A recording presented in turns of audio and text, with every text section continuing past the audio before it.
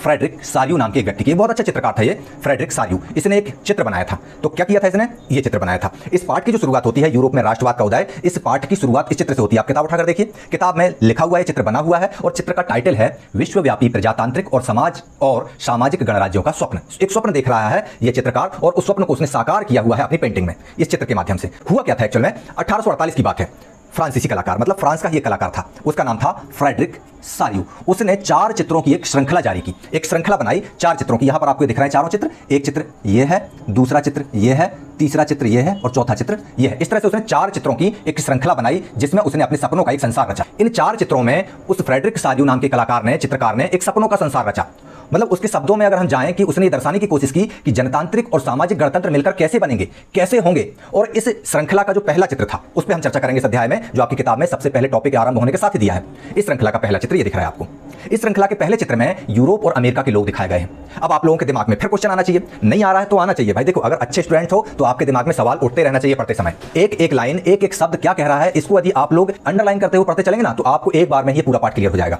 इस श्रृंखला के पहले चित्र में जो आपको स्क्रीन पर दिखाई दे रहा है, इस चित्र में यूरोप और अमेरिका के लोग दिखाई दे रहे हैं। अब भैया कैसे, हमने कैसे पता किया या ये चित्र वाले देख के कैसे समझ रहे हैं कि यूरोप और अमेरिका के लोग हैं? तो आपको बता दें कि ये जो झंडे दिखाई दे रहे हैं ना, ये झंडा यहां पर दिखाई दे रहा है, ये अमेरिका का, और ये बाकी के जो झंडे दिखाई दे रहे हैं, ये फ्रांस का, जर्मनी का और चेक रिपब्लिक और ये पोलैंड, हॉलैंड, ये सारे ये यूरोप के देश हैं। तो इस तरह से हम ये कह सकते हैं कि यूरोप और अमेरिका के लोग इस चित्र में दिखाई पड़ रहे हैं। ये चीज समझ में आ गई ना? और कैसे पहचाने ये चीज हमने? इस चीज को इस तरह से पहचाना उनके देश के झंडों से। यदि भारत का तिरंगा झंडा यहां पर दिख रहा हो तो बताइए आप, कहीं दिख रहा है क्या? नहीं दिख सकता। क्यों? क्योंकि यहां पर यूरोप और अमेरिका के लोग ही दिख रहे हैं, एशिया महाद्वीप के लोग यहां पर नहीं दिख रहे हैं। ठीक है ना? आगे बढ़ते हैं हम। सभी उम्र और सामाजिक वर्गों के स्त्री पुरुष एक लंबी कतार में स्वतंत्रता की जो प्रतिमा है उसकी वंदना करते हुए आगे बढ़ रहे हैं। आप लोग 15 अगस्त और 26 जनवरी में अलग अलग हाउस के लोग अपने अपने झंडे लेकर के मंच के सामने से बैंड बाजों के साथ निकलते हो ना, मार्च पास्ट करते हुए, बस लगभग वही चित्र यहां पर आपको दिखाई दे रहा है कि मंच की जगह पर यहां पर स्वतंत्रता की प्रतिमा लगी हुई है। सामने ये दिख रही है आपको व्हाइट कलर की स्वतंत्रता की देवी, आपको यहां पर ये दिखाई पड़ रही है। तो इस स्वतंत्रता की देवी के सामने से यहां चित्र में देखकर हमको लग रहा है कि सभी उम्र के छोटे बच्चे, बड़े, और ये देखिए यहां पर ये छोटा बच्चा दिखाई दे रहा है, उंगली पकड़ के चल रहा है, ये बड़े लोग दिखाई दे रहे हैं, ये महिला भी दिखाई दे रही है। तो इस तरह से एक लंबी कतार यहां तक गई है। पीछे देखिए ये यहां तक ये कतार अभी समाप्त नहीं हुई। ये लंबी कतार जो है स्वतंत्रता की देवी के सामने से उसकी वंदना करते हुए आगे बढ़ती जा रही है।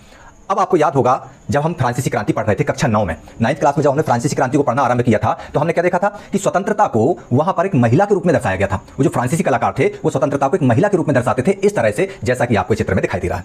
इस महिला के एक हाथ में नागरिक एवं अधिकार घोषणा पत्र है और एक हाथ में वो आजादी की टोपी है। तो इस तरह से हम लोगों ने देखा था 9th क्लास को पढ़ते समय फ्रांसीसी क्रांति का। यदि आप लोगों ने उसको ना देखा हो तो आपके डिस्क्रिप्शन बॉक्स में हमने 9th क्लास में जो फ्रांसीसी क्रांति अध्याय था उसके सारे लिंक डाल दे रहे हैं। यदि आपको उसको देखना हो, दोबारा देखने की इच्छा हो तो आप उसको जरूर देखिए ताकि इस पार्ट से आप उसको लिंक अप कर सकें। तो फ्रांसीसी क्रांति के दौरान बहुत सारे कलाकारों ने स्वतंत्रता को एक महिला के रूप में दिखाया था। और महिला कैसे वस्त्र पहने हुए थे? फ्रांस के राष्ट्रीय ध्वज में जिन रंगों का प्रयोग किया गया है उन रंगों का प्रयोग उसने किया था। अब आपको एक बात बता दें कि फ्रांस का राष्ट्रीय ध्वज कैसा है? तिरंगा है ना? भारत का भी राष्ट्रीय ध्वज तिरंगा है और फ्रांस का भी राष्ट्रीय ध्वज तिरंगा है। तो चलिए आपके लिए एक ऑनलाइन होमवर्क समझ लीजिए कि आप फ्रांस के राष्ट्रीय ध्वज में जो 3 रंग हैं, कौन कौन से 3 रंगों का प्रयोग किया गया है, आप लोग कमेंट बॉक्स में लिखकर मुझे बताइएगा। चलिए अब यहां पर जैसे फ्रांस के कलाकारों द्वारा स्वतंत्रता की मूर्ति को 3 रंगों में पहने हुए वस्त्रों में एक महिला के रूप में दर्शाया गया है। विशेष रूप से ध्यान रखिएगा, स्वतंत्रता को एक महिला के रूप में दर्शाया गया है यहां पर। और आप यहां भी ज्ञानोदय की मिसाल पहचान सकते हैं। मतलब यहां पर ये देखिए, फिर से देखिए, ये जो स्वतंत्रता की देवी की प्रतिमा दिख रही है आपको व्हाइट कलर में, ये इसको हमने उभार के दिखाया। यह स्वतंत्रता की देवी जो है, इनके भी एक हाथ में ज्ञानोदय की मिसाल है जो इस तरह से ली हुई है और दूसरे हाथ में उनके क्या है? मनुष्यों के अधिकारों का घोषणा पत्र, ये दूसरे हाथ में ली हुई है। तो ये हमको दिख रहा है कि ज्ञानोदय की मिसाल इस स्वतंत्रता की प्रतिमा के एक हाथ में है और दूसरे हाथ में है नागरिक एवं अधिकार घोषणा पत्र। और प्रतिमा के ठीक सामने ये एक सर्किल में आपको दिख रहा होगा निरंकुश संस्थानों के ध्वस्त अवशेष बिखरे हुए हैं। यहां गौर से आप देखिए कि ये देखिए, ये लुई सोलवे का मुकुट, ये देखिए आप केसर विलियम द्वितीय का मुकुट, ये देखिए ये आप जार निकोलस का मुकुट, ये मतलब जितने भी वहां साम्राज्य थे इन राजाओं की गर्दन काट के और उनके मुकुटों को यहां पर दर्शाया गया है। और ये जो मलबा दिखाई दे रहा है ये राजमहलों के मलबे हैं, मतलब राजतंत्र के खात्मे को प्रदर्शित किया जा रहा है इन बिखरे हुए अवशेषों के माध्यम से। ये बताया जा रहा है कि जनता ने राजतंत्र का खात्मा कर दिया है, स्वतंत्रता की देवी को प्रणाम करते हुए आगे बढ़ रहे हैं और बोल रहे हैं कि हमने राजतंत्र को खत्म कर दिया है और लोकतंत्र की स्थापना हमारे देशों में कर ली है। अब कैसे कर ली है ये चीज आपको आगे समझना है। चलिए आगे बढ़ें, यहां तक आपको समझ में आ गया होगा। अब सारियू का जो कल्पना दर्श है, मतलब इसको जो सारियू, फ्रेडरिक सारियू यहां पर दिखा रहा है, ये एक्चुअल में यूटोपियन व्यू कहलाता है इंग्लिश में। तो यूटोपियन व्यू मतलब इसको हमें कहेंगे कि एक ऐसी कल्पना जो असंभव सी लगती हो, मतलब जिसका निकट भविष्य में संभव होना या साकार होना बहुत कठिन है। तो ऐसा एक उन्होंने यूटोपियन व्यू, एक ऐसी चीज सोची फ्रेडरिक सारियू ने कि दुनिया के लोग अलग अलग राष्ट्रों के समूह में बटे हुए हैं और उनकी पहचान किससे हो रही है? उनकी पहचान उनके कपड़ों और राष्ट्रीय पोशाक से होती है। राष्ट्रीय पोशाक मतलब तिरंगे के ध्वज के समान जो उनकी पोशाक है उससे।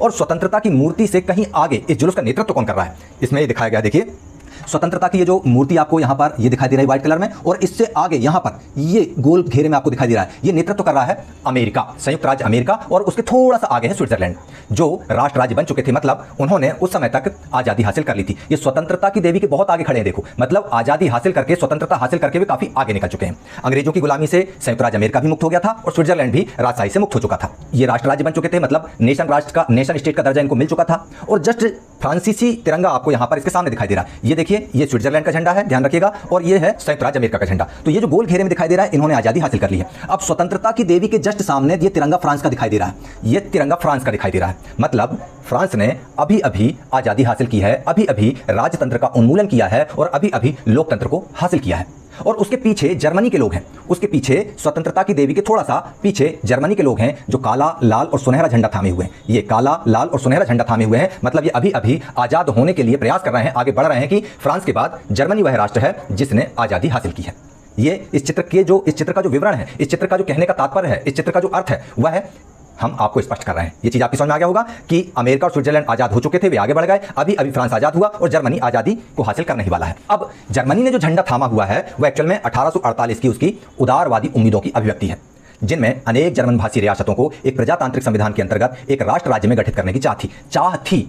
मतलब उन्होंने अभी राष्ट्र राज्य का दर्जा हासिल नहीं किया था, चाह थी, लेकिन उनको सफलता मिलने ही वाली थी। इसलिए फ्रांस के बाद जर्मनी आया, जर्मनी के बाद ऑस्ट्रिया का झंडा हमको दिखाई दे रहा है, ऑस्ट्रिया के बाद ये दो सिसिलियों के झंडे हैं, उनकी राजशाही है। इसके बाद Lombardy, Poland, Ireland, England, Hungary, रूस, इस तरह से तमाम यहाँ पर हम देख रहे हैं कि ये जो है एक लंबी लाइन है, अपने अपने राष्ट्र के ध्वजों के साथ में, ये लंबी लाइन के साथ में ये चले आ रहे हैं।